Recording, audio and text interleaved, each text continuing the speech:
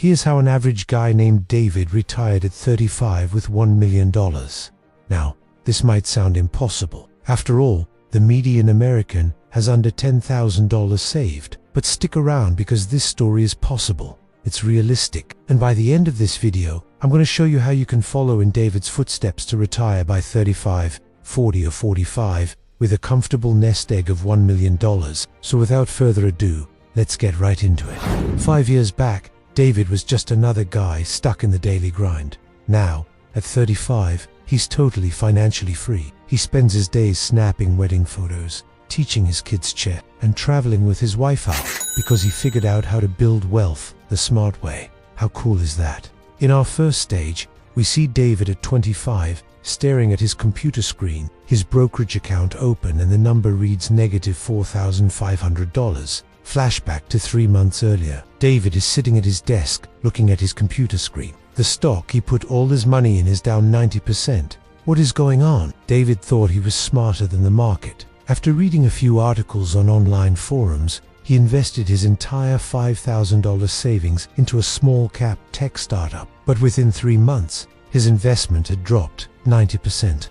That loss could have crushed him. Instead, it became his wake-up call. At that moment, David realized something most people never do. Getting rich isn't about finding the next big thing. It's about not screwing up what's already working. From that day forward, David treated money like a game of chess. He started doing research, reading books, and studying the habits of successful investors. At the library, David found a copy of the Little Book of Common Sense, Investing by John Bogle.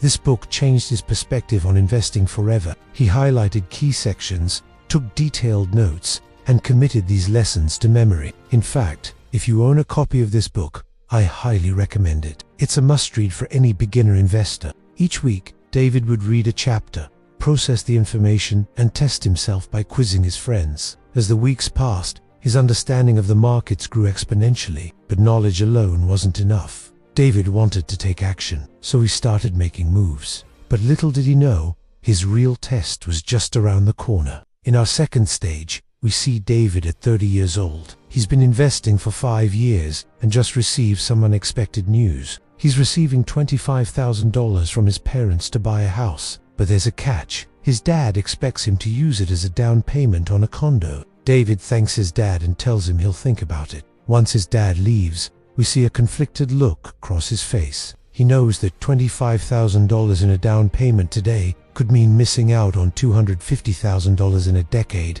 so he does the unthinkable. He tells his dad that he doesn't want the money. Instead, he doubles down on the boring stuff. Companies that have survived recessions, brands that his grandparents still use. No hype, no shortcuts, just slow, steady compounding. 1 year later, as we move into our third stage, we see David's portfolio drop from $150,000 to $90,000 in just a few weeks. Suddenly, his carefully crafted gains vanish, and he finds himself down to just $90,000. Fear starts creeping in. Should he have done something differently? Is his strategy wrong? As David grapples with these thoughts, his wife walks in and asks, "What's wrong?" David hesitates, but she insists. He tells her about his recent losses and the fear that's gripping him. She listens patiently, and when he's done, she says something that changes everything. "Honey, you've always talked about buying the dip. This feels like a dip. So why don't we treat ourselves to that spa weekend we've been talking about?" David is stunned. He hadn't considered this angle. His plan was to buy the dip, but he'd never actually experienced one. What if this wasn't a dip, but the start of a long, slow decline? His wife, sensing his uncertainty, puts her hand on his shoulder.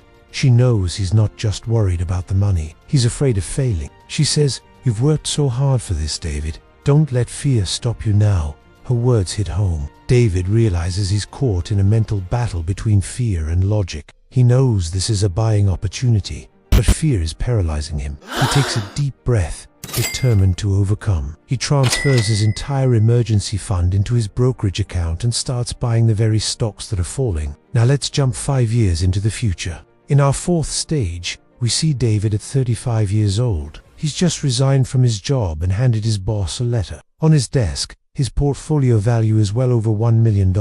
5 years have passed since David started buying the dip, and now he's reaping the rewards.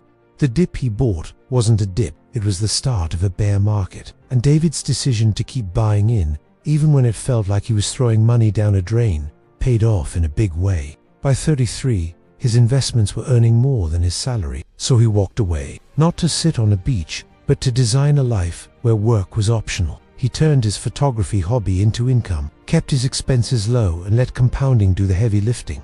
Now at 35, he's retired with over $1 million.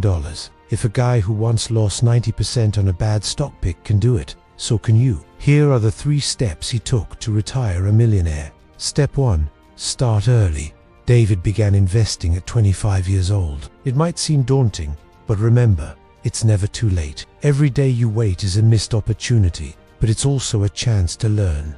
Stay curious, study the basics, and make a plan. The sooner you start, the sooner you can reach your goals. Step 2. Automate your investing. David set up automatic deposits into his brokerage account each payday. This made investing effortless and ensured he stayed consistent.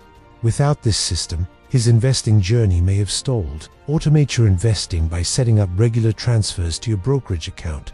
Treat them like non-negotiable bills. Step 3. Diversify and be patient. David spread his investments across index funds and blue-chip stocks. He didn't chase trends or try to time the market. This diversified approach helped him weather the storm when certain stocks dipped. Diversification is key to staying resilient during market fluctuations. And remember, patience is just as important as your initial investment amount. David's journey illustrates this perfectly. He didn't become a millionaire overnight. It took years of consistent effort. It's important to note that David's story isn't just about achieving financial success. It's also about gaining control over his life. He wanted financial freedom, to have options, to live on his terms. And guess what? He achieved that. Now he can choose when and where he works, all while knowing he has a safety net. This blend of financial security and freedom is a powerful motivator. So are you ready to write your own story? Like David, start small, stay consistent,